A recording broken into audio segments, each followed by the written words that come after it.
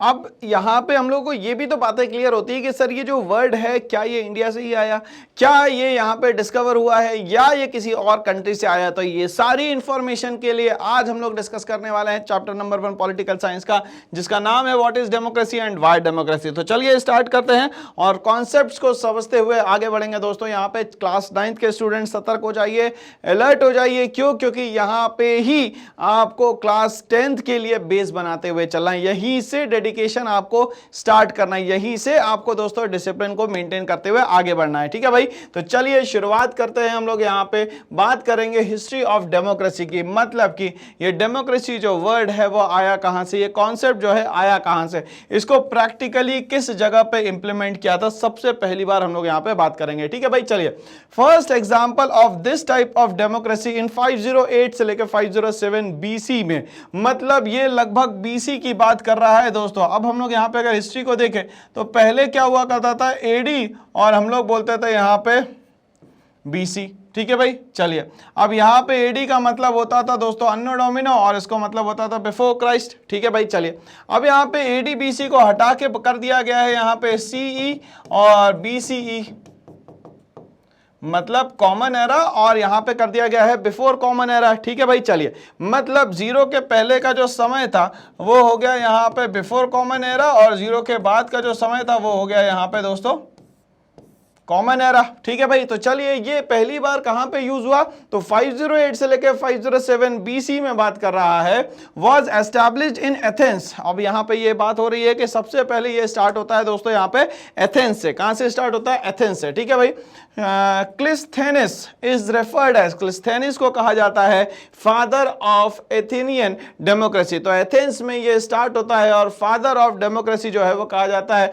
क्लिस्थेनिस को। किसको कहा जाता है दोस्तों? क्लिस्थेनिस को। ठीक है, इसका मतलब ये हुआ कि यहाँ पे प्रायोरिटी जो दी जाएगी वो मेनली दी जाएगी दोस्तों यहाँ पे लोगों को। ठीक है, और यहाँ पे ऊपर कौन होगा दोस्तों? यहाँ पे लीडर, मगर यहाँ पे एक सिस्टम होगा जिसको हम लोग बोलते हैं दोस्तों यहाँ पे इलेक्शन। इस इलेक्शन के बिना यहां तक के कोई भी लीडर जो है वो नहीं पहुंच पाएगा, और ये सिस्टम जो है स्टार्ट होता है कहीं ना कहीं एथेंस से। कहां से स्टार्ट होता है दोस्तों? ये एथेंस से स्टार्ट होता है। ठीक है भाई, चलिए अब यहां पे हम लोग बात करते हैं वर्ड डेमोक्रेसी की। The word democracy has its origin in the Greek language. अब ये जो डेमोक्रेसी वर्ड है, ये डेमोक्रेटिक वर्ड जो है वो आया कहां से? तो डेमोक्रेटिक वर्ड आया दोस्तों यहाँ पे ग्रीक लैंग्वेज से। ठीक है भाई, अब इसका कॉन्सेप्ट जो है वो यूज हो गया था एथेंस में, मगर ये वर्ड कहां से आया? तो वर्ड आया दोस्तों यहाँ पे ग्रीक लैंग्वेज से। कहां से आया दोस्तों? यहाँ पे ग्रीक लैंग्वेज से। ठीक है, it combines two shorter words. अब यहाँ पे इसको दो अलग अलग छोटे छोटे वर्ड्स को मिला के बनाया गया दोस्तों यहाँ पे। अब ये जो दो छोटे छोटे वर्ड्स है वो क्या क्या है? तो सबसे पहला जो वर्ड है उसको बोला जाता है यहाँ पे demos, means the whole citizen living within a particular city state. अब यहाँ पे ये बोल रहा है कि ये डेमोस का मतलब होता है कि उस पर्टिकुलर एरिया में रहने वाले जितने भी लोग हैं, जितने भी पीपल्स है, या जितने भी यहाँ पे सिटीजन्स है, वो सारे के सारे क्या कहलाएंगे दोस्तों? यहाँ पे डेमोस कहलाएंगे। क्या कहलाएंगे दोस्तों? Demos. And Kratos meaning power और रूल। ठीक है भैया, चलिए तो दूसरा जो वर्ड आ जाएगा वो आ जाएगा यहाँ पे दोस्तों क्रेटोस। अब ये क्रेटोस का मतलब होता है या तो जिस पर्सन के हाथ में होगी पावर, और या तो जिसके हाथ में होगा दोस्तों यहाँ पे रूल। तो यहाँ पे पावर और रूल जो है वो किसके हाथ में है दोस्तों? पीपल्स या सिटीजन्स के हाथ में। इसीलिए यहाँ पे डेमोक्रेसी में कहा जाता है कि सबसे पावरफुल जो है वो सिर्फ और सिर्फ यहाँ पे लोग हुआ करते हैं, पीपल हुआ करते हैं यहाँ पे लोग। ठीक है भाई, चलिए तो यहां तक के क्लियर हो गया कि भैया जो डेमोक्रेसी है, ये जो कॉन्सेप्ट है वो स्टार्ट होता है एथेंस में, और ये जो वर्ड है वो डिस्कवर होता है कहीं ना कहीं ग्रीस में। ठीक है भाई, और ये कौन सा वर्ड है दोस्तों? ये ग्रीक वर्ड है। क्या है दोस्तों? ये ग्रीक वर्ड है। ठीक है भाई, चलिए आगे बढ़ते हैं इसी के साथ। अब यहाँ पे इंडिया की अगर हम लोग बात करें तो मलाना नाम की जगह है हिमाचल प्रदेश में, has been called one of the oldest democracies in the world. तो हिमाचल प्रदेश में एक जो जगह है जिसका नाम है मलाना, वो मानी जाती है कि वर्ल्ड में सबसे ओल्डेस्ट प्लेस है जहां पे डेमोक्रेसी स्टार्ट हुई, मतलब वहां पे लोगों का पार्टिसिपेशन ज्यादा था, लीडर का वहां पे बहुत ज्यादा अस्तित्व नहीं होगा, बहुत ज्यादा यहां पे रोल नहीं होगा, बट यहां पे लोगों के थ्रू जो लीडर बनाया जाएगा वो यहां पे ऐसे प्लान्स और ऐसी पॉलिसीज बनाएगा कि यहां पे जो भी लोग रह रहे हैं उनका यहां पे फायदा हो सके। इसीलिए यहां पे ओल्डेस्ट डेमोक्रेसी की बात करें हम लोग वर्ल्ड में तो वो है मलाना नाम की जगह पे, जो कि है आज हिमाचल प्रदेश में। चलिए आगे बढ़ते हैं इसी के साथ। The villagers believe that they are descendant of the soldiers of Alexander. तो यहां पे वहां जो लोग रहा करते थे वो कहते थे कि ये लोग कहीं ना कहीं डिसेंडेंट है किसके भाई, अलेक्जेंडर द ग्रेट के, who got stranded here on account of injuries. और वो कहते हैं कि किसी कारण से यहां पे चोट लगने के कारण उनको यहां पे रुकना पड़ गया था। तो अलेक्जेंडर द ग्रेट के यहां पे वो डिसेंडेंट हुआ करते थे, चोट लगने के कारण वहां पे रुक गए। और यहां पे हम लोग बात कर रहे हैं हिमाचल प्रदेश के मलाना नाम की जगह की, जहां पे ओल्डेस्ट डेमोक्रेसी यहां पे हमें समझ में आती है वर्ल्ड में। ठीक है भाई, चलिए आगे बढ़ते हैं। इसी के साथ हम लोग बात करेंगे simple definition of democracy. Democracy की सबसे सिंपल डेफिनेशन ये है कि यहां पे रूल जो है अगर लोग करना शुरू कर दे, लीडर बनाना शुरू कर दे लोग, तो इसको हम लोग कहेंगे दोस्तों यहां पे डेमोक्रेसी। क्या कहेंगे दोस्तों यहां पे, डेमोक्रेसी। तो चलिए हम लोग समझने की कोशिश करते हैं भाई यहां पे। तो democracy is a form of government. Democracy जो है अपने आप में एक फॉर्म ऑफ गवर्नमेंट है। तो क्या सिर्फ और सिर्फ डेमोक्रेसी ही है जो फॉर्म ऑफ गवर्नमेंट है? नहीं सर, फॉर्म्स ऑफ गवर्नमेंट जो है वो बहुत सारे टाइप की हो सकती है। ठीक है भाई, चलिए हम लोग यहां पे गवर्नमेंट ले लेते हैं जो पैसे वालों के हिसाब से चलती है, जिसको हम लोग बोलते हैं यहां पे एरिस्टोक्रेटिक फॉर्म ऑफ गवर्नमेंट। ठीक है, एरिस्टोक्रेटिक फॉर्म ऑफ गवर्नमेंट में होता क्या है, जितने भी wealthier class of the society है वो लोग उस पर्टिकुलर कंट्री पे क्या करते हैं दोस्तों, यहाँ पे रूल करते हैं। तो उसको हम लोग बोलते हैं एरिस्टोक्रेटिक फॉर्म ऑफ गवर्नमेंट। ठीक है भाई, चलिए हम लोग अगर हम लोग यहाँ पे बात करें भैया मोनोक्रेटिक फॉर्म ऑफ गवर्नमेंट, या हम लोग बात करते हैं यहाँ पे मोनोक्रेसी की। तो मोनोक्रेसी का मतलब होता है यहाँ पे कोई ना कोई हेरिडिटरी रूलर होगा जो कि यहां पे लोगों पे रूल करेगा। ठीक है, और यहां पे इसकी जो पोस्ट होगी वो हमेशा ट्रांसफर होते जाएगी, और वो ट्रांसफर होगी सिर्फ और सिर्फ उसी के हेरिडिटी में। ठीक है भाई, चलिए अब यहां पे अगर ये राजा जो प्रिंस है जो किंग बनेगा आगे चल के, किंग अपनी पावर का मिसयूज करना शुरू कर दे, तो यहां पे उसकी अनकंट्रोल्ड पावर का जो सिस्टम होगा इसको यहां पे बोला जाएगा डेस्पोटिज्म। क्या बोला जाएगा दोस्तों, डेस्पोटिज्म। अगर यहाँ पे ऐसे ही मिलिट्री का रूल चलने लग जाए और एक पर्सन मिलिट्री रूल को कंट्रोल करने लग जाए तो उसको हम लोग बोलते हैं यहाँ पे दोस्तों डिक्टेटरशिप। क्या बोलते हैं दोस्तों यहाँ पे उसको, डिक्टेटरशिप। जैसे कि हम लोगों को पता है एक एग्जाम्पल एडोल्फ हिटलर। क्या बोलते हैं दोस्तों, एडोल्फ हिटलर। ठीक है, तो एडोल्फ हिटलर ने पूरा सिस्टम लाया वहां पे जर्मनी में, जिसको हम लोग बोलते हैं यहाँ पे नाजिज्म। तो यहाँ पे डेमोक्रेसी एक फॉर्म ऑफ गवर्नमेंट है, इसके अलावा भी अलग अलग फॉर्म ऑफ गवर्नमेंट हुआ करती है दोस्तों। ठीक है, और कभी ना कभी कहीं ना कहीं हर जगह पे मोनोक्रेटिक या तो मोनोक्रेसी चला करती थी, और मोनोक्रेसी हट के आज वहां पे क्या है, डेमोक्रेसी आ चुकी है। तो हम लोगों को ये भी याद रखना है कि अलग अलग फॉर्म ऑफ गवर्नमेंट्स क्या होती है। ठीक है, तो डेमोक्रेसी एक अपने आप में एक ऐसी फॉर्म ऑफ गवर्नमेंट है in which the rulers are elected by the people. यहां पे सबसे बड़ी बात है कि जो भी यहां पे रूलर बनेगा वो हमेशा आएगा इलेक्शन प्रोसेस के थ्रू, मतलब ट्रांसपेरेंसी के थ्रू। यहां पे कैंपेनिंग में बताया जाएगा लीडर्स के थ्रू कि हम लोग आपके लिए क्या बेहतर से बेहतर करने वाले हैं। जब आपकी प्लान्स और जब आपकी पॉलिसीज बेहतर से बेहतर होगी तभी जाके लोग उन पॉलिसीज को, लोग उन प्लान्स को यहां पे समझेंगे, और उस प्लान्स और पॉलिसीज के बेसिस पे ही आपको देने वाले हैं दोस्तों यहां पे वोट। तो यहां पे इलेक्शन जो है वो एक प्रोसीजर है जो कि सबसे ज्यादा जरूरी है दोस्तों, कहां पे, डेमोक्रेसी में। तो चलिए हम लोग आगे बात करते हैं। One chief factor common to all democracies is that the government is chosen by the people. सबसे मेन फैक्टर डेमोक्रेसी में जो ये रहेगा कि जो भी गवर्नमेंट बन रही है, गवर्नमेंट हमेशा इलेक्टेड होगी और इलेक्शन में सबसे बड़ा रोल जो होगा वो होगा दोस्तों यहाँ पे लोगों का।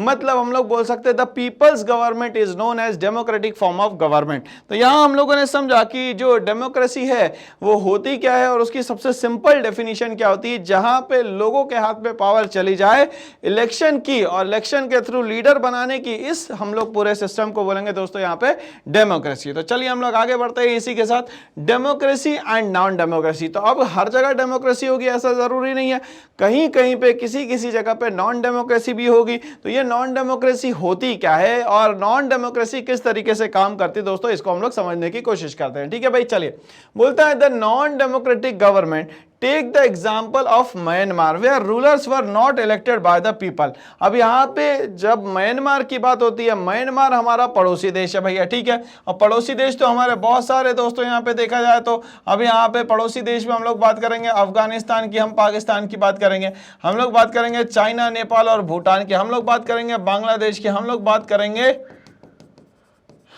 म्यांमार की, हम लोग बात करेंगे दोस्तों यहाँ पे श्रीलंका की, और हम लोग बात करेंगे दोस्तों यहां पे मालदीव्स की।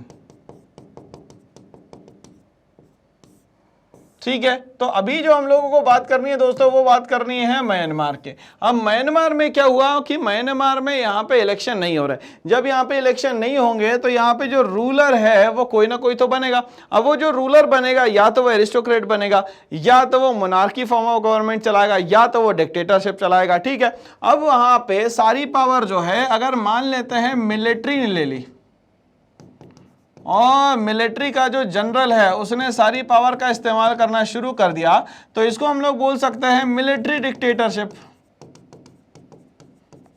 अब यहां पे पार्टिसिपेशन किसका सबसे कम हो जाएगा दोस्तों, तो वहां के लोगों का पार्टिसिपेशन बहुत ज्यादा कम हो जाएगा। बड़ी बात यह है कि अब इन लोगों पे बहुत ज्यादा लग जाएगी रेस्ट्रिक्शंस।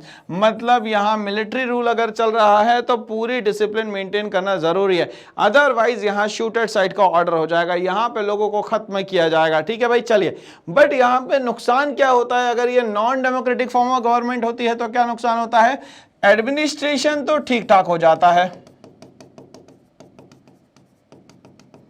बट कहीं ना कहीं basic necessities of life, for example food, for example cloth, for example shelter, ये सब चीज़ों की प्रॉब्लम हो जाती है। कहीं ना कहीं ये सेटबैक पे चला जाता है और ये कंट्री जो है कहीं ना कहीं इकोनॉमिकली जो है वो स्लो डाउन हो जाती है। क्यों? क्योंकि इनके जो फॉरेन अफेयर्स होते हैं, दूसरी कंट्री से जो रिलेशंस होते हैं, वो धीरे धीरे करके यहाँ पे कमज़ोर होना शुरू हो जाता है दोस्तों। तो इस तरीके से हम लोग को समझ में आया कि नॉन डेमोक्रेसी जो है वो चल रही है म्यांमार में, और वहाँ के लोग होंगे दोस्तों यहाँ पे बहुत ज़्यादा परेशान। और यहाँ पे रिवॉल्ट करने वाली एक पर्सनालिटी है जिसका नाम है आंग सान सू की। ठीक है भाई, ये याद रखिएगा, म्यांमार की लेडी। ठीक है भाई, चलिए अब आगे बोलता है इसमें, those who were in charge of the army of the country took over the rulers and people had no say in this decision. तो ये नॉन डेमोक्रेसी में होता क्या है, यहाँ पे सारी पावर जो है वो या तो रूलर्स के हाथ में चले जाती है, या तो यहाँ पे जो पावर है वो कहीं ना कहीं मिलिट्री के हाथ में, मतलब आर्मी के हाथ में चले जाती है। तो मिलिट्री और आर्मी के हिसाब से ही ये सारा का सारा यहाँ पे रोल होता है। बट यहाँ पे किसी भी तरीके से देखा जाए तो पीपल्स का कोई लेना देना नहीं होता है। पीपल्स का पार्टिसिपेशन जो है वो कम से कम होना शुरू हो जाता है, और पीपल अपने किसी भी डिसीजन को यहाँ पे गवर्नमेंट को यहाँ पे शेयर नहीं कर सकती। वो सारे डिसीजन सिर्फ अपने तक के ही रखेगी और सारी बातें सिर्फ अपने तक के रखेगी दोस्तों। यहाँ पे लाइक हम लोग बात करें डिक्टेटर की बात करें, लाइक द पिनोसेट जो कि चिली में रूल करता था, are not elected by the people, this also applies to the monarchy. तो यहाँ पे अगर हम लोग बात करें चिली के राजा की जिसका नाम था पिनोसेट, तो वो यहाँ पे क्या कर रहा था भैया, मोनार्कियल फॉर्म ऑफ गवर्नमेंट लेके चल रहा था। बट एट द एंड क्या होगा भैया, पीपल क्या करेंगे दोस्तों, यहाँ पे रिवॉल्ट करेंगे। क्यों? क्योंकि इतने स्ट्रिक्ट रूल्स एंड रेगुलेशन, सिर्फ अपने लोगों के बारे में सोचना, दूसरे लोगों को बिल्कुल भी यहाँ पे प्रायोरिटी नहीं देना, यही सारे ड्रॉबैक्स निकल के आते हैं दोस्तों अदर फॉर्म्स ऑफ गवर्नमेंट में। ठीक है भाई, चलिए, तो नॉन डेमोक्रेसी का सबसे बड़ा डिसएडवांटेज यह है कि अपने ही लोग कुछ सालों के बाद कुछ अरसों के बाद, कुछ डिकेड्स के बाद खिलाफ होना शुरू कर देते हैं यहाँ पे। ठीक है भाई, चलिए अब हम लोग बात करते हैं मोनार्कियल फॉर्म ऑफ गवर्नमेंट की। ये मोनार्कियल फॉर्म ऑफ गवर्नमेंट होता क्या है? A political system based upon the undivided sovereignty और रूल ऑफ सिंगल पर्सन। तो यहाँ पे जो भी रूल करेगा वो एक सिंगल पर्सन होगा, उसकी पावर कहीं से कहीं तक के किसी भी तरीके से डिवाइड नहीं होगी और यहाँ पे वो अपनी पावर को धीरे धीरे करके इंक्रीज यहाँ पे करता चला जाएगा with the help of expansion. अगर मान लेते हैं उसको लग रहा है पैसा कम हो रहा है तो वो एक्सपांशन करेगा, वहां के रिसोर्सेस लेगा और अपने यहाँ की जो भी पॉलिटिकल सिस्टम में जो भी लोग रह रहे हैं उनका फायदा करवाएगा और वो मेनली अपनी फैमिली को देखते हुए चलेगा, ना कि यहाँ पे लोगों को देखते हुए चलेगा। इसीलिए यहाँ पे कहा गया कि अनडिवाइडेड सोवेरेनिटी रहेगी, वो जैसा चाहे जिस तरीके से चाहे उस तरीके से दोस्तों वहां पे रूल कर सकता है। चलिए आगे बढ़ते हैं। The term applies to states in which supreme authority is vested in the monarch. अब ये मोनार्कियल फॉर्म ऑफ गवर्नमेंट कहां चलती है? जहां पे सारी पावर, जहां सुप्रीम अथॉरिटी जो है सिर्फ और सिर्फ किसके पास होगी दोस्तों? वो एक सिंगल पर्सन के पास होगी, जिसको हम लोग बोलेंगे दोस्तों यहाँ पे मोनार्क। क्या बोलेंगे दोस्तों? Monarch. An individual ruler whose function as the head of the state, एक इंडिविजुअल पर्सन जो कि हेड ऑफ द स्टेट की तरह यहाँ पे बिहेव करेगा and who achieves his or her position through hereditary। मगर यहाँ पे उसको इलेक्ट नहीं किया जाएगा, सेलेक्ट नहीं किया जाएगा, वो हेरिडिटरी रहेगा। मतलब जो प्रिंस है आगे चल के वो किंग बनेगा। तो यहाँ पे जरूरी थोड़ी ना है कि हर किंग का जो प्रिंस हो वो हर समय पे कैपेबिलिटी रखता हो, हर एक यहाँ पे सब्जेक्ट्स पे कमांड रखता हो। तो किंग का अगर जो भी यहाँ पे सन रहता है वो यहाँ पे बन जाएगा दोबारा किंग। तो ये कहीं ना कहीं सिस्टम जो है लोगों के समझ में नहीं आता, इसीलिए लोग धीरे धीरे करके रिवॉल्ट करना शुरू कर देते हैं यहाँ पे। It is not possible to give only one definition of democracy, democracy has many features. अब यहाँ पे हम लोग डेमोक्रेसी की सिर्फ एक बात नहीं कर सकते कि डेमोक्रेसी की सिर्फ एक डेफिनेशन हो जाएगी कि पीपल्स गवर्नमेंट। इसके अलावा भी डेमोक्रेसी की बहुत सारी डेफिनेशंस हो सकती है और बहुत सारे फीचर्स हो सकते हैं, बहुत सारी क्वालिटीज हो सकती है यहाँ पे डेमोक्रेसी की। तो हम लोग अभी बात करने वाले हैं कुछ फीचर्स की डेमोक्रेसी के, जिससे समझ में आएगा कि यही डेमोक्रेसी होती है। जैसे फॉर एग्जांपल अगर मान लेते हैं कि हम लोग पनीर की सब्जी खाने जाते हैं तो पनीर की सब्जी में हम लोग बोलते हैं कि ये अलग अलग टाइप के पनीर है। तो अगर मान लेते हैं हम लोगों ने कोई पनीर मसाला अगर यहाँ पे ऑर्डर किया हो, पनीर मसाला वैसा नहीं आया, तो अब आप क्या समझोगे कि यहाँ पे तो कुछ भी अलग अलग नहीं है, सब एक ही जैसा है। बट यहाँ पे क्वालिटी क्या समझ में आ रही है कि डेमोक्रेसी में, कि अगर डेमोक्रेसी बोला गया तो किस कारण से इसको डेमोक्रेसी बोला जा रहा है, इसको हम लोग बोलते हैं दोस्तों यहाँ पे फीचर्स। क्या बोलते हैं दोस्तों यहाँ पे? फीचर्स। ठीक है, चलिए हम लोग समझते हैं यहाँ पे। Democracy is a form of government in which the rulers are elected by the people. तो सबसे पहला फीचर क्या हो गया? यहाँ पे इलेक्शन तो होगा और यहाँ पे इलेक्शन में यहाँ पे लोगों का पार्टिसिपेशन होगा, पीपल्स का पार्टिसिपेशन होगा। और यहाँ पे डेमोक्रेसी में सबसे इंपॉर्टेंट जो है वो होते हैं दोस्तों सिर्फ और सिर्फ लोग। बिना लोगों के किसी भी तरीके की डेमोक्रेसी यहाँ पे काम नहीं कर सकती, पहली बात। दूसरी बात, Chile under the Pinochet was not a democratic country. जो चिली की बात कर रहे हैं यहाँ पे, वो पिनोसेट के अंडर में यहाँ पे काम तो कर रही थी, मगर पिनोसेट एक पर्सन है और वो भी पर्सन तो ठीक है अपनी जगह पे, मगर वो इलेक्टेड पर्सन नहीं है। इसीलिए कहीं ना कहीं ये ड्रॉबैक है, because Pinochet was not elected by the people. Pinochet जो था चिली का, जो यहाँ पे सब कुछ करता धरता बन के बैठा हुआ था, वो यहाँ पे इलेक्टेड बाय द पीपल नहीं था दोस्तों। ये हम लोगों को बात याद रखनी है, ठीक है भाई। चलिए, an authoritarian military dictatorship ruled Chile for 17 years. अब यहाँ पे एक डिक्टेटर, मिलिट्री डिक्टेटर जो कि लगभग 17 सालों तक के वहां पे रूल करता है, बिटवीन 11 सितंबर 1973 से लेके 11 मार्च 1990 तक के। ठीक है भाई, तो ये 17 सालों तक के ये लगभग यहाँ पे क्या करता है दोस्तों? रूल करता है। बट यहाँ पे रूल करता है अगेंस्ट द पीपल, इसीलिए इसको हम लोग यहाँ पे मोनार्कियल, या तो हम लोग बोल सकते हैं दोस्तों क्या? डिक्टेटर। यहाँ पे मोनार्की तो नहीं है क्योंकि यहाँ पे हेरिडिटरी तो वो था नहीं, मतलब कि यहाँ पे कहीं ना कहीं मोनार्कियल फॉर्म ऑफ गवर्नमेंट तो नहीं हो सकती, यहाँ हो सकती है मिलिट्री डिक्टेटरशिप। क्या हो सकती है? Military dictatorship. ठीक है, तो हम लोग बात करते हैं दोस्तों डिक्टेटरशिप की। यहाँ पे क्या होता है dictatorship? The dictatorship was established after the democratically elected socialist government of Salvador Allende. ठीक है, अब यहाँ पे क्या हुआ कि यहाँ पे एक बार इलेक्शन हुआ, सारी चीजें हुई बराबर, यहाँ डेमोक्रेसी यहाँ पे एस्टैब्लिश हो गई, मगर यहाँ पे सैल्वाडोर अलेंडे जो थे इसको यहाँ पे ओवरथ्रोन कर दिया गया, मतलब यहाँ से उसको उठा के फेंक दिया गया। in a coup d'etat is an illegal or overt attempt by the military or the other government allies to unseat the incumbent leader। तो यहाँ पे coup d'etat का मतलब ये होता है कि जो भी लीडर यहाँ पे काम कर रहा उसको जबरदस्ती वहां से हटा देना, ये कहलाता है यहाँ पे coup d'etat। तो यहाँ पे किसने करा होगा दोस्तों, आप लोगों को समझ में आ गया है भाई। तो यहाँ पे जो भी डिक्टेटर होगा उसने यहाँ पे साल्वाडोर अलांडे को यहाँ पे हटा दिया होगा। आगे बोलता है backed by the United states on 11 सितंबर 1973, मगर यहाँ पे वापस ला दिया गया 11 सितंबर 1973 में। तो डिक्टेटरशिप जो होती है वो कहीं ना कहीं एस्टैब्लिश की जाती है किसी पर्सन के थ्रू। चलिए आगे बात करते हैं। During this time the country was ruled by the military junta headed by the general Augustus Pinochet. ठीक है भाई। तो अब यहाँ पे क्या कर रहा था भाई, यहाँ पे तब तक के रूल कौन करेगा, कोई तो पर्सन चाहिए, तो वो था यहाँ पे पिनोसेट। कौन था दोस्तों, यहाँ पे पिनोसेट।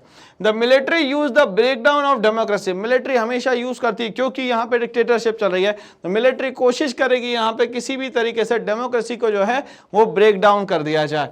एंड द इकोनॉमिक क्राइसिस, अब यहाँ पे होने लगा क्या भाई, जैसे जैसे यहाँ पे मिलिट्री डिक्टेटरशिप स्टार्ट होती है, डेमोक्रेसी खत्म होती है, तो यहाँ शुरू हो जाती है इकोनॉमिक क्राइसिस, मतलब पैसे की तंगी पड़ने लग जाती है।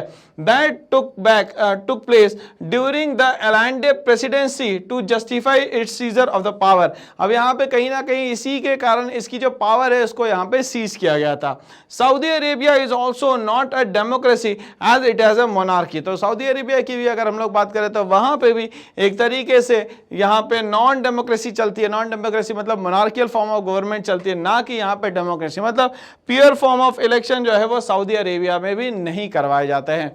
आगे बढ़ते हैं यहाँ पे। द किंग कंबाइंस, अब यहाँ सऊदी अरेबिया की अगर हम लोग बात करें तो किंग कंबाइन करता है लेजिस्लेटिव, एग्जीक्यूटिव और जुडिशियल फंक्शंस को, जिसको हम लोग इंडियन गवर्नमेंट में कहते हैं organs of the government, the legislature, the executive and the judiciary. मतलब वहां पे सारी पावर जो है वहां पे किंग के हाथ में, मतलब वहां पे जो भी राजा रहेगा या जो भी शेख रहेगा उसके हाथ में रहेगी power.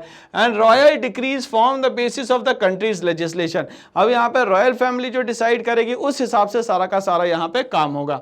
The king is also the prime minister. अब यहाँ पे किंग अपने आप में क्या बन गया दोस्तों, प्राइम मिनिस्टर, मतलब लोगों ने ही उसको बना के रखा है प्राइम मिनिस्टर, ऐसा माना जाता है, बट ऐसा है नहीं एक्चुअली में। And presides over the council of minister of Saudi Arabia. अब यहाँ पे जितने भी काउंसिल ऑफ मिनिस्टर है सऊदी अरेबिया का, वो भी कहीं ना कहीं लाइबल है, वो भी कहीं ना आंसरेबल है किसके लिए भाई, प्राइम मिनिस्टर। प्राइम मिनिस्टर कौन है वहां का, king. And consultative assembly of the Saudi Arabia. और यहाँ बात क्या हो रही है कि कंसल्टेटिव जो असेंबली बनेगी सऊदी अरेबिया वो भी यहाँ कहीं ना कहीं प्राइम मिनिस्टर के अंडर में, मतलब कि किंग के अंडर में यहाँ पे बनेगी।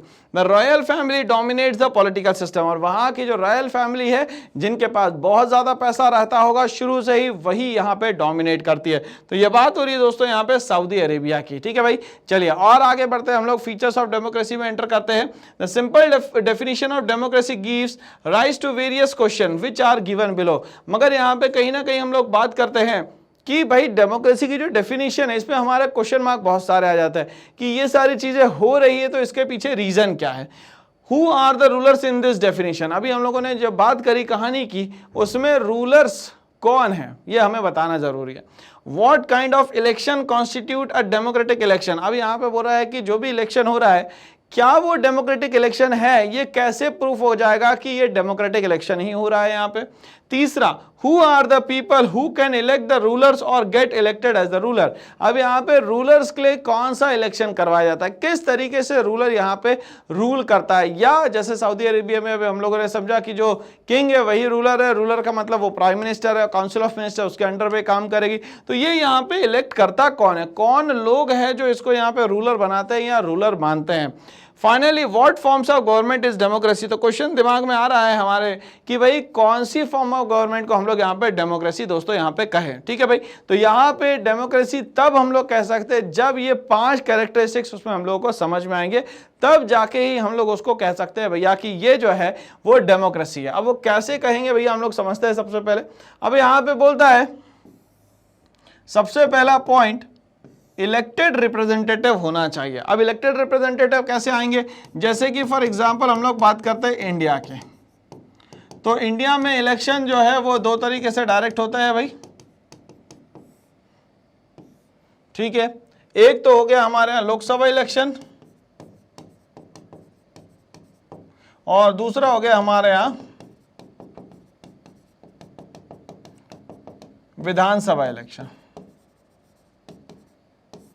ठीक है, जो कि यहां पे होंगे दोस्तों डायरेक्ट फॉर्म में। किस फॉर्म में होंगे दोस्तों? यहां पे डायरेक्ट फॉर्म में होंगे, ठीक है भाई। चलिए, तो अब ये लेजिस्लेटिव असेंबली इलेक्शन जो है वो पर्टिकुलर स्टेट्स में होंगे, और ये कॉमनली जो लोकसभा इलेक्शन है वो किसके लिए होगा दोस्तों? कंट्री के लिए होगा, ठीक है भाई। अब यहां पे जो मेंबर बनेंगे वो बनेंगे दोस्तों यहां पे MLA, member of legislative assembly, और यहाँ पे जो मेंबर बनेंगे वो बनेंगे मेंबर ऑफ पार्लियामेंट, ठीक है भाई। चलिए, और ये इलेक्शन कैसे होने वाला है? यहाँ पे डायरेक्ट इलेक्शन। तो ये कैरेक्टरिस्टिक्स जो है डेमोक्रेसी के, डेमोक्रेसी कैसे बनती है, तो उसमें सबसे पहली जो पॉइंट की बात होती है वो होती है इलेक्टेड रिप्रेजेंटेटिव की। तो ये जो इलेक्टेड रिप्रेजेंटेटिव है, इसके कारण ही यहाँ पे कहा जाता है कि ये जो है फॉर्म ऑफ गवर्नमेंट जो है वो डेमोक्रेसी है। क्या है दोस्तों? यहाँ पे डेमोक्रेसी है, ठीक है भाई। चलिए आगे बढ़ते हैं इसी के साथ। ये बोलता है सिटीजन्स फ्रीडम। अब यहाँ पे फ्रीडम किस तरीके से देना चाहिए सिटीजन्स को, तो हम लोगों ने यहाँ पे कॉन्स्टिट्यूशंस की बात करी। हमारे यहाँ के कॉन्स्टिट्यूशन में 6 तरीके की अलग अलग फ्रीडम की बात करी है, जो कि दी जाती है फंडामेंटल राइट्स में, ठीक है। किसमें दी जाती है दोस्तों? यहाँ पे फंडामेंटल राइट्स में।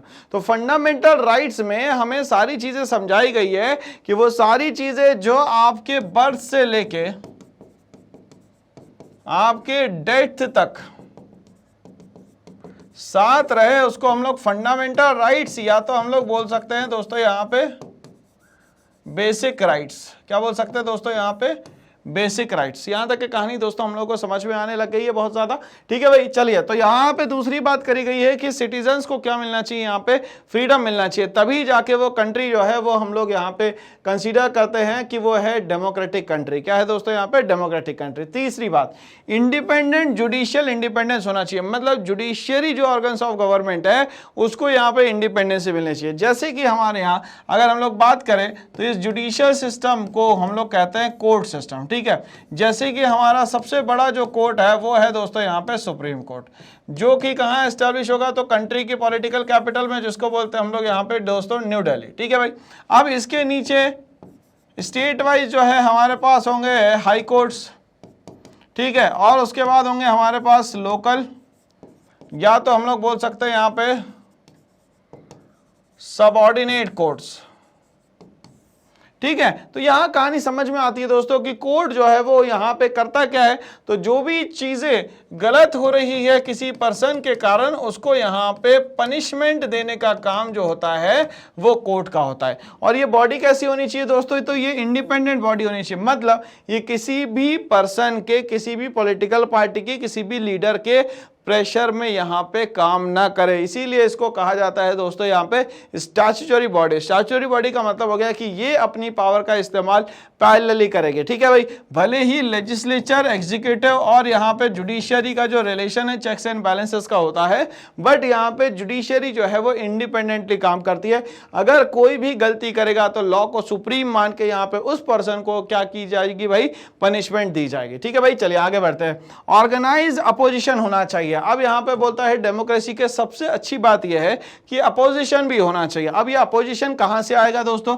फॉर एग्जांपल अगर मान लेते हैं यहां पे लोकसभा इलेक्शन हुआ, तो लोकसभा इलेक्शन में बहुत सारी पॉलिटिकल पार्टी जो है आएंगी, इंटरेस्ट दिखाएंगी, मगर यहाँ पे एक पार्टी जो है वो जीतेगी, जिसको हम लोग कहेंगे दोस्तों यहाँ पे मेजॉरिटी पार्टी। अब ये जो मेजॉरिटी होगी यही यहाँ पे होगी दोस्तों इन 5 सालों की रूलिंग पार्टी। अब यहाँ पे जिसके कम सीट्स आती हैं उसको हम लोग क्या कहते हैं? तो वो यहाँ पे हो गए माइनॉरिटी में, मतलब कम नंबर ऑफ सीट्स मिली इन लोगों को। इन कम नंबर ऑफ सीट्स के लोगों को हम लोग क्या कहेंगे दोस्तों यहाँ पे? तो इसको कहेंगे हम लोग यहाँ पे अपोजिशन। तो यहाँ पे अपोजिशन का एक बहुत बड़ा रोल होता है डेमोक्रेसी में। अगर अपोजिशन ना हो तो यही रूलिंग पार्टी आगे चल के डिक्टेटर बन सकती है। इसीलिए अपोजिशन जो है वो हमेशा किसी भी काम में हमेशा क्या लगाने का काम करता है भैया, क्वेश्चन मार्क लगाने का काम करता है। मतलब he is able to ask any type of question with the ruling party members. ठीक है भाई, चलिए तो रूलिंग मेंबर से आप क्या कर सकते हैं, क्वेश्चन पूछ सकते हैं। यही सिस्टम जो है कहलाता है दोस्तों यहाँ पे अपोजिशन पार्टी का। ठीक है भाई, चलिए आगे बढ़ते हैं। Democratic societies are committed to the values. अब यहाँ पे डेमोक्रेटिक सोसाइटी जो है वो कमिटेड होती है किससे, वैल्यूज से, of tolerance, cooperation and compromise. तो हर तरीके से यहाँ पे टॉलरेट भी करना पड़ता है, कॉम्प्रोमाइज भी करना पड़ता है चीजों को, और यहाँ पे कॉपरेट करके हमारी गवर्नमेंट को हम लोग को आगे बढ़ाना होता है। तो ये 5 फीचर्स के थ्रू हम लोग को समझ में आता है कि भैया ये सारे कैरेक्टरिस्टिक्स होंगे तो जाके यहां पे डेमोक्रेसी मानी जाएगी, अदरवाइज इसको हम लोग डेमोक्रेसी नहीं मान पाएंगे। ठीक है भाई, चलिए तो यहां पे हर एक इंडिविजुअल की आइडेंटिटी, रेस्पेक्ट, डिग्निटी ये सब मेंटेन करना भी डेमोक्रेसी में लीडर्स का काम होता है। तो चलिए हम लोग बात करते हैं आगे। In a democracy all major decisions are made by the elected leaders. अब यहाँ पे डेमोक्रेसी में होता क्या है, सबसे बड़ी बात, जो भी डिसीजंस लिए जाते हैं वो इलेक्टेड लीडर्स के थ्रू लिए जाते हैं। बट यहाँ पे होता क्या है, जब डेमोक्रेसी को ही यहां चैलेंज कर दिया जाए तब क्या होगा। तो ऐसी ही एक कहानी पढ़ने वाले हैं हम लोग दोस्तों यहाँ पे परवेज मुशर्रफ की, जो कि है पाकिस्तान की। कहां की है दोस्तों, यहाँ पे पाकिस्तान के। ठीक है भाई, चलिए इस कहानी को ध्यान से समझिएगा क्योंकि ये कहानी आपको एग्जाम तक के याद रखनी है। ठीक है भाई, चलिए तो ये बात हो रही है दोस्तों यहाँ पे जनरल परवेज मुशर्रफ की। अब यहाँ पे लग गया जनरल परवेज मुशर्रफ, तो आप समझ जाओ कि कहीं ना कहीं मिलिट्री का कनेक्शन आ रहा है। मतलब आगे चल के कहीं ना कहीं मिलिट्री रूल या कहीं ना कहीं आगे चल के यहाँ डिक्टेटरशिप की बात होगी। चलिए भाई, general Pervez Musharraf led a military coup in Pakistan in October 1999। तो चलिए भैया ईयर याद रखना है, अक्टूबर 1999 में जनरल परवेज मुशर्रफ जो है एक अपनी कौम को पूरे के पूरे मतलब कि ग्रुप को क्या करता था, वो संभालने का काम करता था। मिलिट्री जो ग्रुप था उसको संभालने का काम करता था। ठीक है भाई, चलिए ही ओवरथ्रू अ डेमोक्रेटिकली इलेक्टेड गवर्नमेंट, क्योंकि अब यहां पे उसके हाथ में पूरी मिलिट्री की जो भी कौम है पूरी की पूरी है, पूरा ग्रुप है, पूरे उसके लोग हैं यहाँ पे। तो उसने क्या करा, यहाँ पे जो डेमोक्रेटिक इलेक्टेड गवर्नमेंट थी इसको यहाँ पे ओवरथ्रो कर दिया, मतलब इसको यहाँ पे खत्म कर दिया। ठीक है, declared himself the chief executive of the country. तो भैया ये अक्टूबर 1999 में एक मिलिट्री ग्रुप को लीड कर रहा था और आगे चल के करता क्या है, ये यहाँ पे डेमोक्रेटिक जो गवर्नमेंट चल रही थी उसको यहाँ पे ओवरथ्रू कर देता है और खुद बन जाता है दोस्तों यहाँ पे एक पर्सन जिसका नाम है दोस्तों यहाँ पे चीफ एग्जीक्यूटिव। क्या बन जाता है दोस्तों यहाँ पे, चीफ एग्जीक्यूटिव। मतलब कि जितने भी रूल्स एंड रेगुलेशंस बनाए जाएंगे उन सब को इंप्लीमेंट करने का काम जो है वो सिर्फ और सिर्फ कौन करेगा, जनरल परवेज मुशर्रफ करेगा। ठीक है भाई, चलिए he later change his designation to president in 2002। तो अब हम लोगों को याद होगी वही कहानी कि अक्टूबर 99 में ये कहानी शुरू होती है।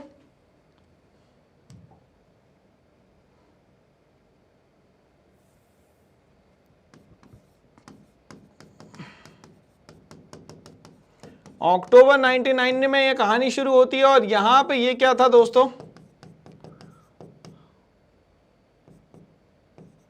मिलिट्री कॉप को यहां पे संभालने वाला था। ठीक है भाई, चलिए अब ये क्या करता है, वहां पे जो इलेक्टेड गवर्नमेंट होती है उसको यहां पे ओवरथ्रोन कर देता है और खुद बन जाता है दोस्तों यहां पे चीफ एग्जीक्यूटिव। ठीक है भैया, फिर आगे क्या होता है दोस्तों, आगे जो हो रहा है वो बहुत इंपॉर्टेंट है भाई। क्या हुआ, अब हुआ कुछ इस तरीके से कि वो बन जाता है प्रेसिडेंट 2002 में। तो 2002 में वो क्या बन जाता है भैया, प्रेसिडेंट बन जाता है पाकिस्तान का। 2002 में ये प्रेसिडेंट बन जाता है कहां का भैया, पाकिस्तान का। ठीक है भाई, चलिए 2002 held a referendum in the country that granted him a 5-year extension. अब वो यहाँ पे लोगों के बीच में लेके आता है रेफरेंडम। रेफरेंडम का मतलब होता है हाँ या ना, तो लोग मेरे सपोर्ट में हैं या नहीं है। अब यहाँ पे रेफरेंडम में जाहिर सी बात है लोग सपोर्ट में नहीं होंगे, मगर उन्हीं लोगों को बुलाया होगा जो कि कहीं ना कहीं जनरल परवेज मुशर्रफ की क्या करते होंगे, सपोर्ट करते होंगे दोस्तों। तो यहाँ रेफरेंडम होता है जिसके कारण यहाँ पे उसको 5 years का क्या मिल जाता है दोस्तों, एक्सटेंशन मिल जाता है। क्या मिल जाता है दोस्तों, यहाँ पे एक्सटेंशन मिल जाता है। ठीक है भाई, अब ये रेफरेंडम होता क्या है, इसको समझने की कोशिश करें। A referendum is a direct vote. अब रेफरेंडम जो है अपने आप में डायरेक्ट वोट सिस्टम होता है by the electorate on a proposal law. अब यहाँ पे जिस भी लॉ के लिए बात हो रही है तो वहां पे हाँ या ना के लिए उस लॉ के लिए जो सिस्टम लाया जाता है उसको बोला जाता है रेफरेंडम, ठीक है।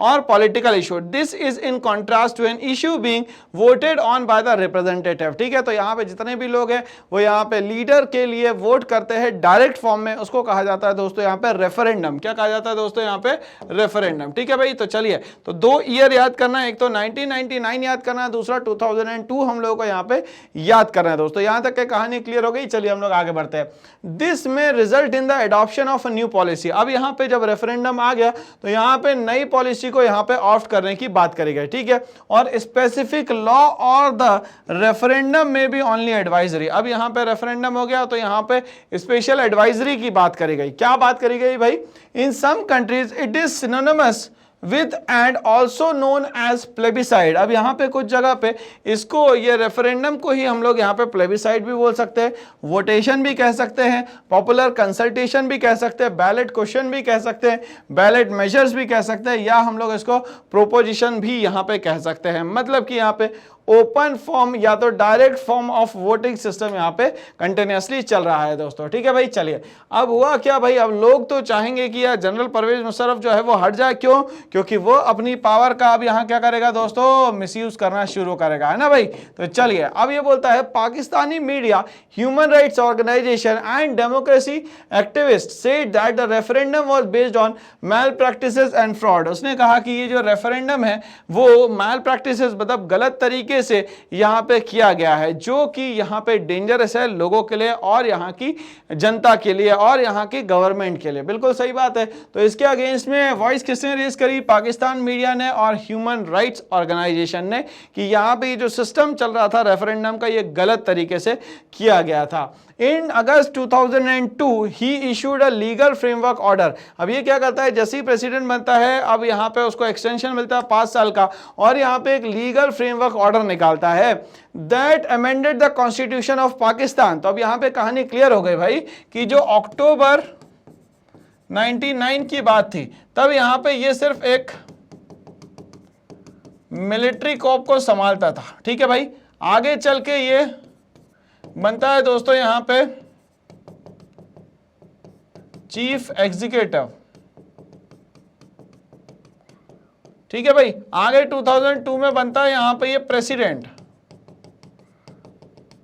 और ये प्रेसिडेंट बनने के बाद क्या करता है, 5 ईयर की एक्सटेंशन ले लेता है, ठीक है। उसके बाद 2002 में ही क्या करता है दोस्तों, ये एक यहां पे लीगल फ्रेमवर्क स्टार्ट करता है।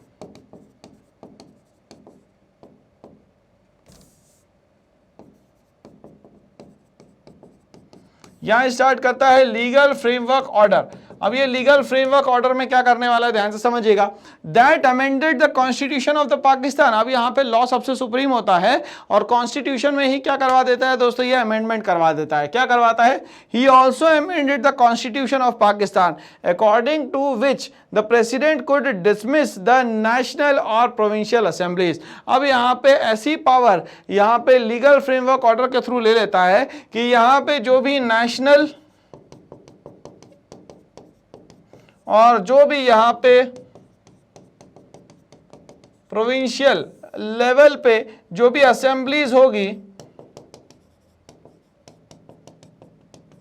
उसको यहां पे क्या कर दिया जा सकता है दोस्तों, तो यहां पे कर दिया जा सकता है डिसमिस।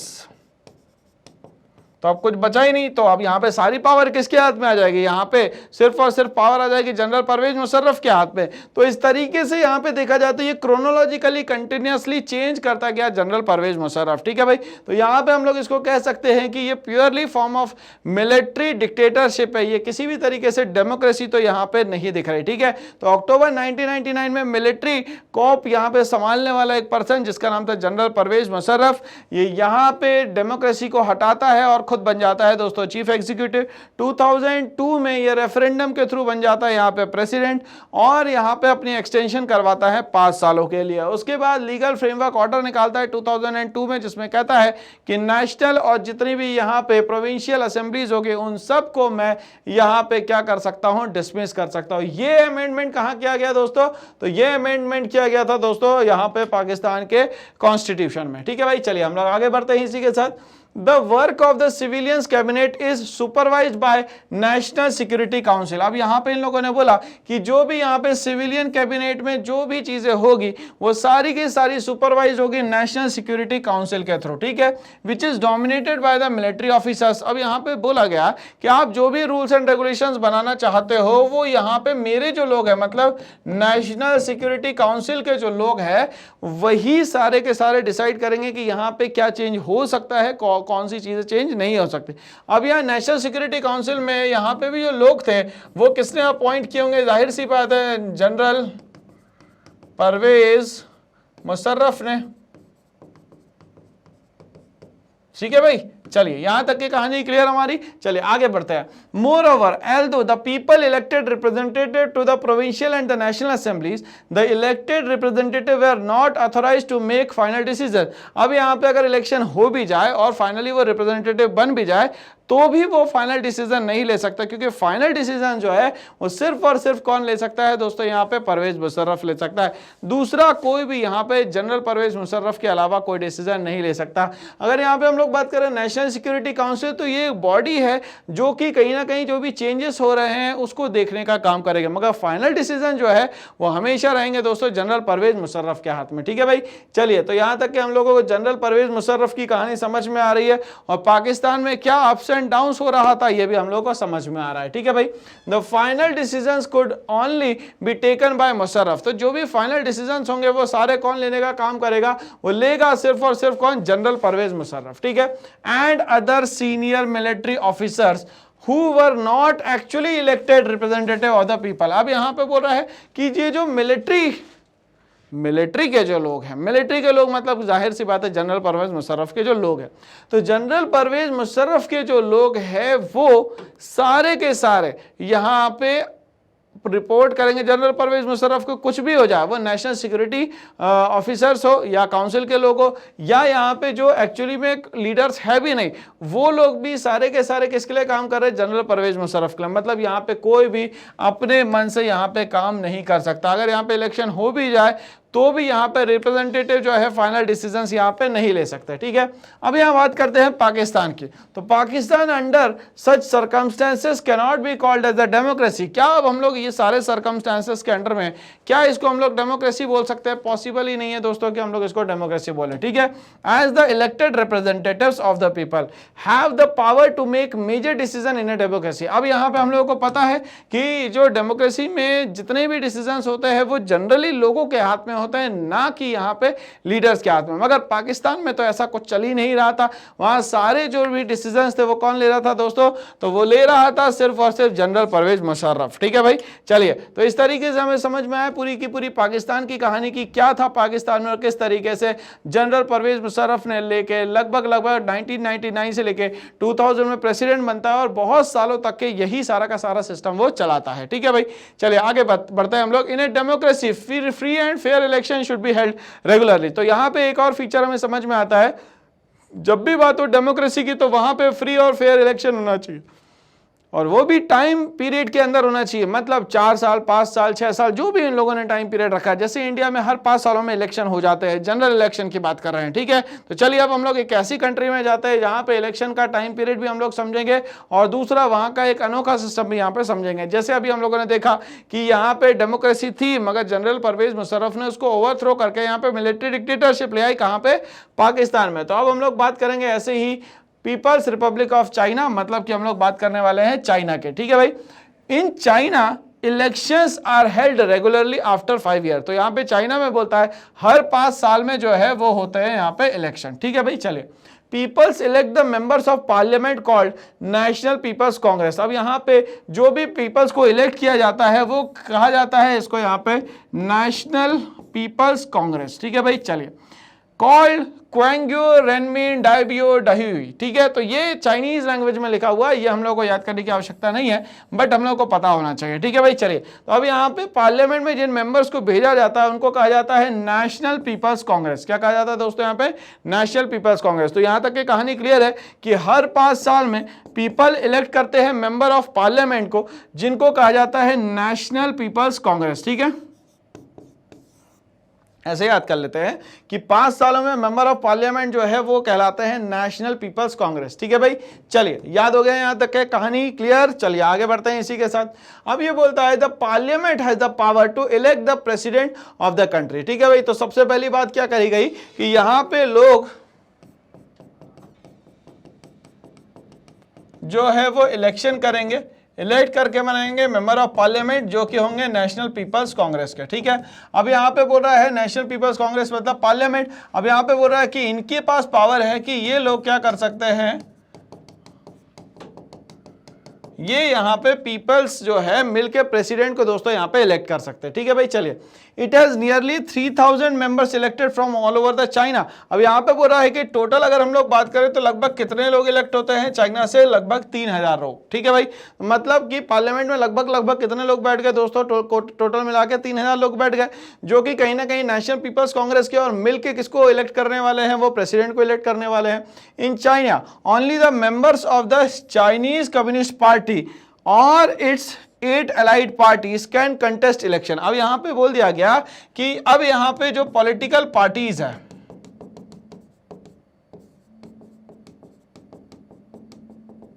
तो ये जो पॉलिटिकल पार्टीज है ये चाइनीज कम्युनिस्ट पार्टी या इसके 8 allied पार्टीज हो सकती है,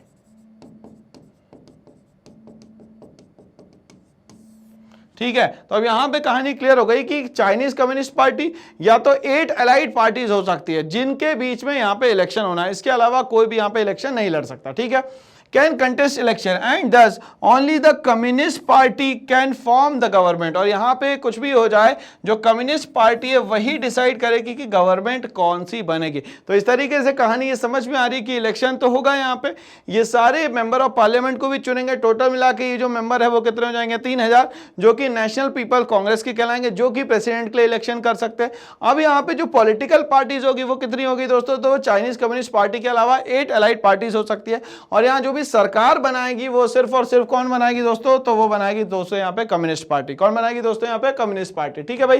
तो इस तरीके से समझ में आ रहा है कि फ्लक्चुएशंस तो हर जगह पे है, हर एक कंट्री में एक अपना खुद का सिस्टम उन लोगों ने बना रखा है, ठीक है भाई।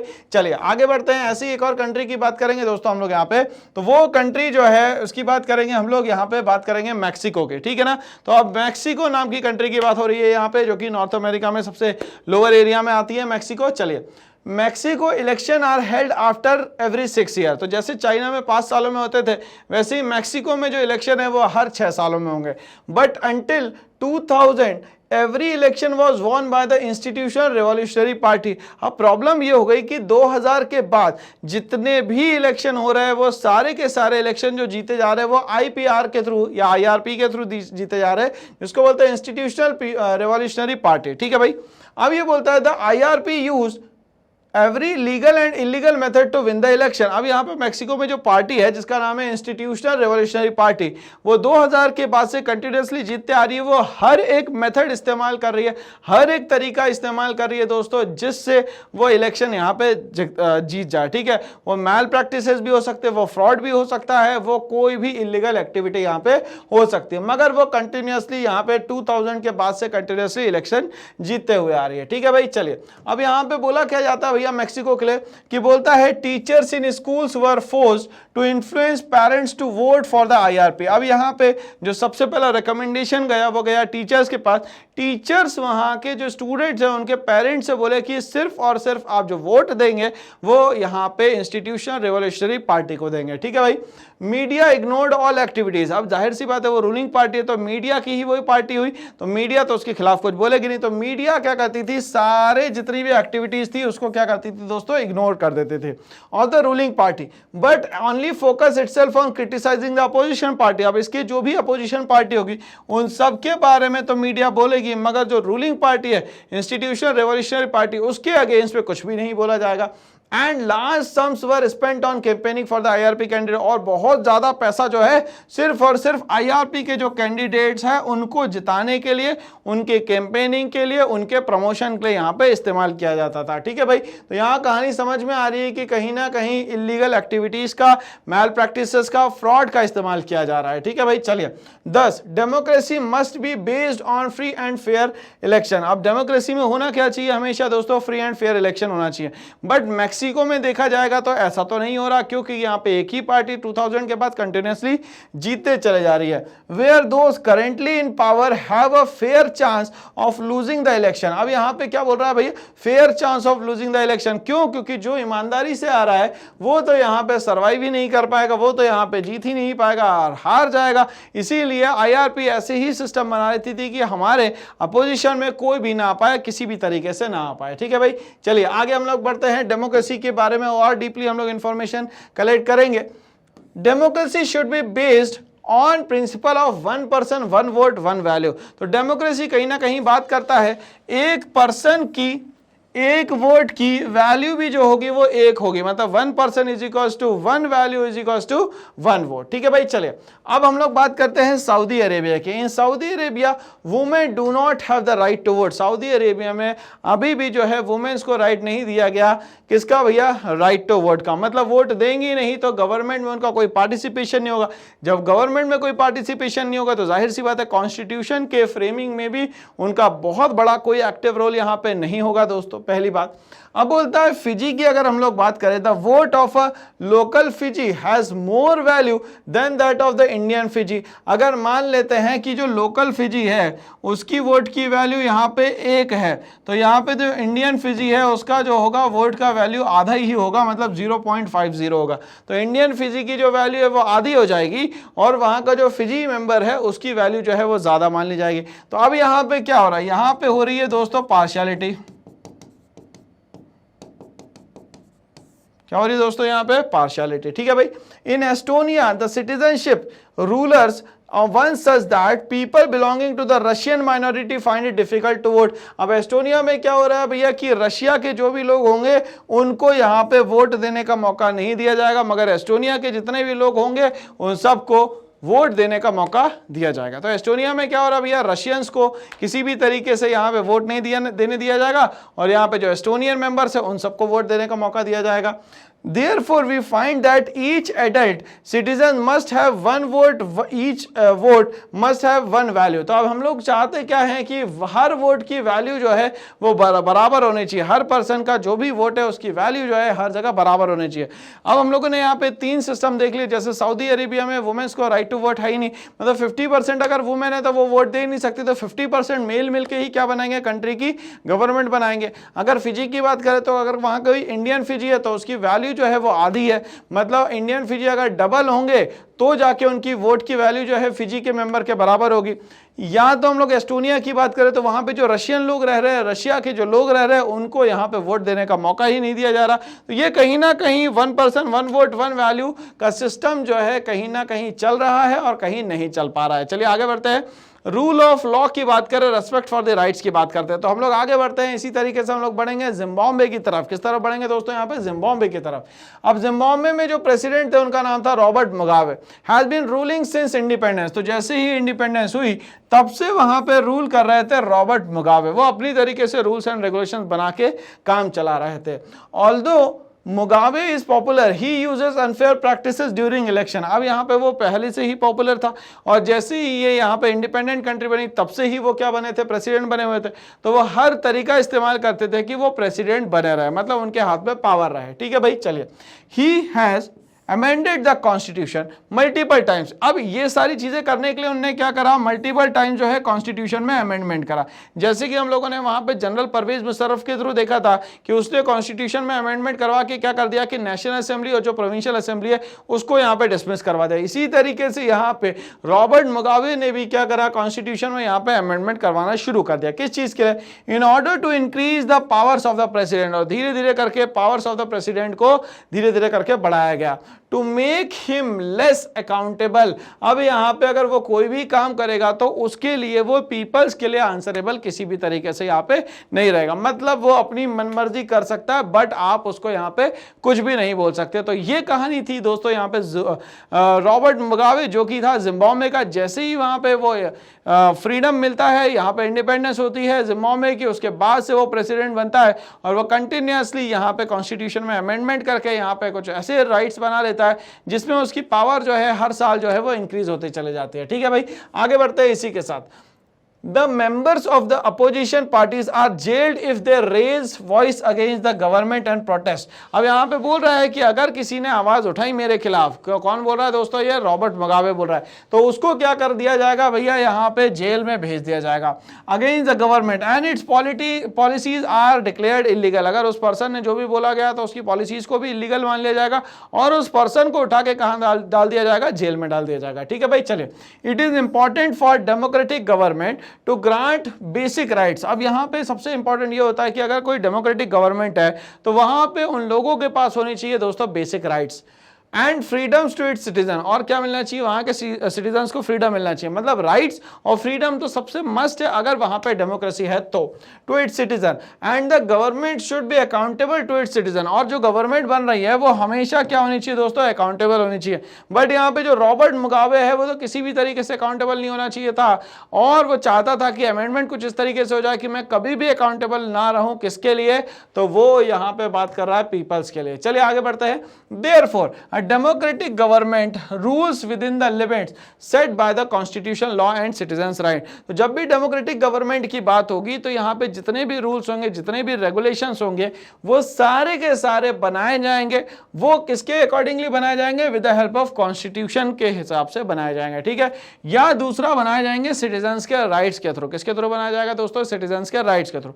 तो यहाँ पे डेमोक्रेसी में सबसे इंपॉर्टेंट क्या है दोस्तों, एक तो फ्रीडम है, दूसरा कॉन्स्टिट्यूशन है, तीसरा जो है वो है यहाँ पे सिटीजंस के राइट्स। ठीक है, the government must function with in basic rules. और जो गवर्नमेंट है उसको यहाँ पे बिल्कुल काम करना है, मगर बिल्कुल यहाँ पे बेसिक रूल्स पे काम करना है। किस पे काम करना है दोस्तों, यहाँ पे इसको बेसिक रूल्स पे काम करना है। ठीक है, of the constitution and the citizens right. अब यहाँ पे कॉन्स्टिट्यूशन और यहाँ पे सिटीजन राइट्स जो है वो मेनली बेसिक रूल्स होते हैं। क्या होता है दोस्तों, यहाँ पे बेसिक रूल्स होते हैं। ठीक है भाई, चलिए। तो ये जो बेसिक रूल्स है वो हमारे कॉन्स्टिट्यूशन में लिखे गए। ठीक है, अब यहाँ पे इस कॉन्स्टिट्यूशन की अगर हम लोग बात कर रहे हैं तो कॉन्स्टिट्यूशन की बात हो रही है भैया, मतलब इंडियन कॉन्स्टिट्यूशन की बात हो रही है। किसकी बात हो रही है दोस्तों, इंडियन कॉन्स्टिट्यूशन।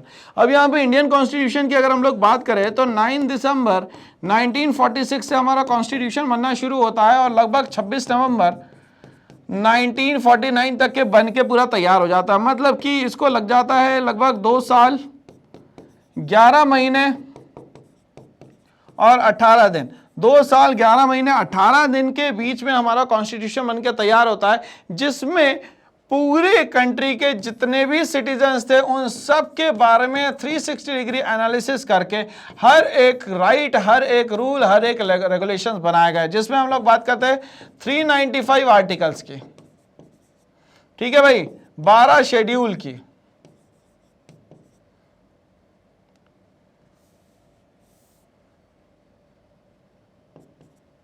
12 पार्ट की और 8 स्केड्यूल्स के। तो ये at the framing of the constitution हम लोगों ने ये सारी की सारी चीजें करी। ठीक है, और इसी के कारण आज देखा जाए तो हमारी कंट्री जो है वर्ल्ड में सबसे बड़ी डेमोक्रेटिक कंट्री बन के यहाँ पे बैठी हुई है दोस्तों। तो इस तरीके से हमें समझ में आ रहा है कि डेमोक्रेटिक कंट्री के हाथ में जो पावर्स होती है वो कॉन्स्टिट्यूशन के थ्रू मिलती है और कॉन्स्टिट्यूशन बनाने का काम भी यहाँ पे किसका होता है, तो वो यहाँ पे कहीं ना कहीं गवर्नमेंट का ही होता है, गवर्नमेंट पीपल्स का ही होता है। ठीक है भाई, चलिए आगे बढ़ते हैं हम लोग। 1 पर्सन 1 वोट एंड 1 वैल्यू की अगर हम लोग बात करें तो democracy is based on the fundamental principles of the political equality. तो यहाँ पे डेमोक्रेसी जो है वो कहीं ना कहीं बेस्ड है पॉलिटिकल इक्वालिटी पे, मतलब पॉलिटिकल सिस्टम में सभी लोगों के पास क्या होनी चाहिए दोस्तों, यहाँ पे इक्वालिटी होनी चाहिए। However there are many instances of denial of the equal rights to vote. Vote, कहीं कहीं देखा जाता है कि अभी भी डिनाई कर दिया जाता है इक्वल वोट की जो पॉलिसी होती है उसमें। Until 2015 in Saudi Arabia women did not have the right to vote, मतलब 2015 तक के देखा गया कि जो राइट टू वोट मिलना चाहिए, मतलब वोटिंग राइट का जो पावर मिलना चाहिए था वुमेन्स को सऊदी अरेबिया में, वो नहीं मिला, मगर 2015 के बाद में ये धीरे धीरे करके यहाँ पे मिलने लगता है। चलिए हम लोग आगे बढ़ते हैं इसी के साथ। Estonia has made its citizenship rules in such a way, अब हम लोगों ने देखा था कि एस्टोनिया में क्या हो रहा था भैया, आधे लोगों को वोट करने का मौका ही नहीं मिल रहा था, और वो कौन लोग थे दोस्तों, जो रशिया के लोग थे, उन लोगों को यहाँ पे वोट करने का मौका नहीं मिल रहा था।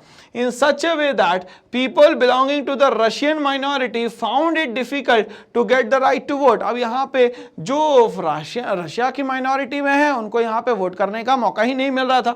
In Fiji the electoral system in such a way that the vote of indigenous Fiji has more value than that of the Indian Fijian, definitely not a democratic government. Fiji में क्या हो रहा है भैया, तो इंडियन गवर्नमेंट के या India के जो लोग हैं, इंडियन ओरिजिन के जो लोग हैं, उनको आधा वोट माना जाएगा उनका, और फिजी के जो लोग हैं उनके वोट को डबल माना जाएगा। दोस्तों यहाँ पे the feature of democracy this highlights is that in a democracy each adult citizen must have one vote and in turn each vote has one value। तो हमारे पास एक चीज सिस्टम आ गया है कि 1 person 1 vote 1 value होना चाहिए, तभी जाके यहाँ पे इक्वालिटी हमें समझ में आएगी। तो इस तरीके से आज का हमारा टॉपिक नंबर 1 खत्म होता है। सेलिएंट फीचर्स ये सारे हैं आपके पास, और इस चैनल को आपको बहुत तेजी से लाइक शेयर और सब्सक्राइब करना है। पढ़ेगा इंडिया तभी तो बढ़ेगा इंडिया। तो होप सो ये आज का वीडियो आपको बहुत ही जानदार और शानदार लगा होगा। Thanks for watching and all the best.